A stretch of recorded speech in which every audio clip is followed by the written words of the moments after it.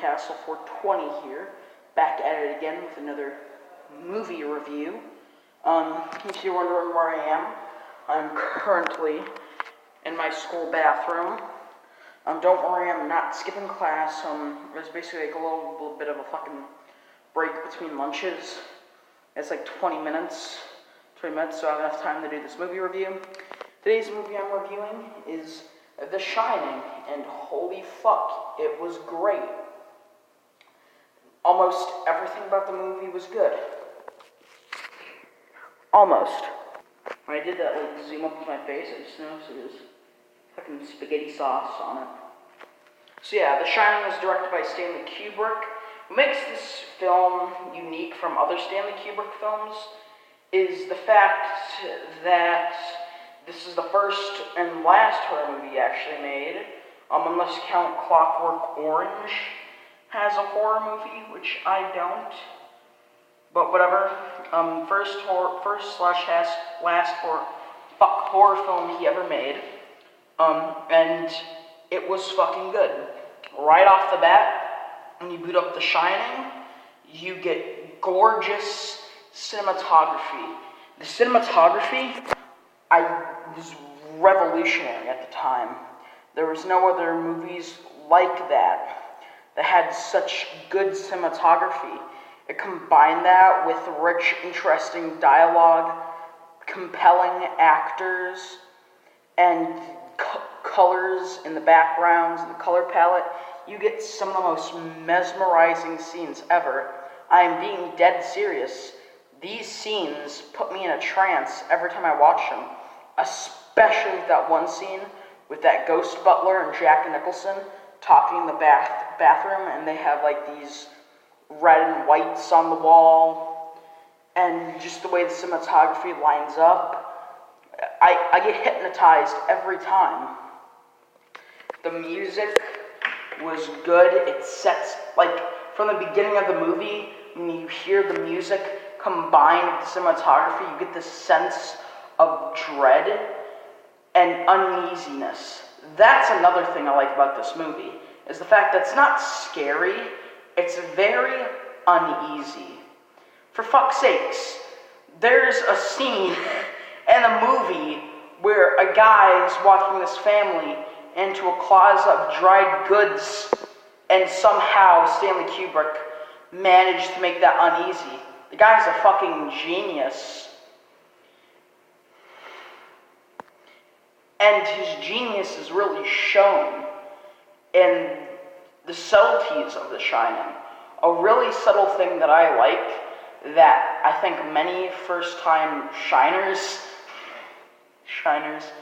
many people who view The Shining for the first time might take for granted, by like spoilers, is the scene where Jack Nicholson is talking to this entity. Now, up until this point, Jack could have been hallucinating. Jack could have just been imagining this all in his head and just going insane. But then his hallucination, with big quotation marks, pulls out the pin that keeps the closet locked, showing that this isn't just hallucination, that this entity is real. Speaking of Jack Nicholson, oh my god, his performance was amazing. This is going into my top 10 best performances of all time list. Holy shit. Jack Nicholson was amazing. Especially in like some of the comedic scenes. And I know that sounds weird, comedic scenes, but hear me out. A thing that a lot of people skip over or don't recognize for the first time when they watch The Shining or review The Shining, they forget about the thin, dark sense of humor it has. It was like, me and my friend Donovan, we were giggling a little bit when we saw The Shining for the first time. And Jack Nicholson's lines were so quotable. Honey, light of my life, I'm not gonna hurt ya. I'm not gonna kill ya.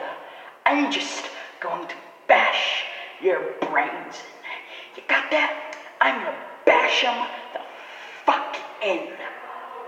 Me and Donovan, we're just giggling. And the biggest thing that probably came from The Shining, the biggest funny moment, and I don't know if me and Donovan found this funny since it's a meme. Here's Johnny. I'm not saying that I would consider The Shining a dark comedy. I'm just acknowledging the thin line of dark comedy it has. Other than Jack Nicholson, the acting was great. I don't know why I said other than Jack Nicholson, because Jack Nicholson, like I said, gave a fucking amazing performance. The first time I saw the mother character, I thought she was pretty bad. But then watching it again, I realized that her performance wasn't like, I don't want to say it was bad, but it was very uneasy. She gave a very uneasy performance around Jack. Like, whenever she's with Danny, her son, she seems very happy. She seems very, like, joyful, genuinely. But when she's around Jack, she puts on fake happiness, which I didn't get the first time, but then rewatching it, I realized, oh, she's being very fucking uneasy. Now, I did mention one flaw with this movie. I did mention one flaw, and that flaw is the fact, despite it being called The Shining, despite it introducing an element called The Shine, this element had little to no play into the movie whatsoever. They introduced this, like, psychic or The Shining, this element, and it was barely ever used. Now, I know a lot of Shining fanboys are going to say, oh, but The Shining means you see ghosts. Hello? What is good, buddy? What you doing over there? Me? Fucking whacking your knee? No, I'm reviewing a movie.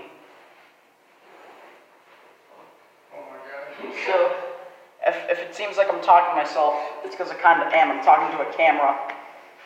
So, Cool. What is good with you? see, like I was saying, I know a lot of Shining fanboys are going to come and say, oh, but some people never realized that they had The Shining. No, shut the fuck up. The Shining was not used in the movie called The Shining. They introduced an element that played little to no role into the film.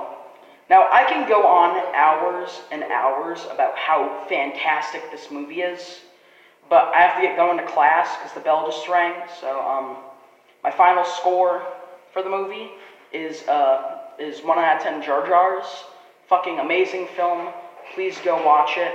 If I were to give you any advice about how to watch Shining, please do not look up Shining explain videos on YouTube, because that'll fucking ruin the experience. I'm not going to tell you my interpretations of The Shining, because I want you to watch it for yourself. This is Tommy's Moving Cast, Soul 420, signing out.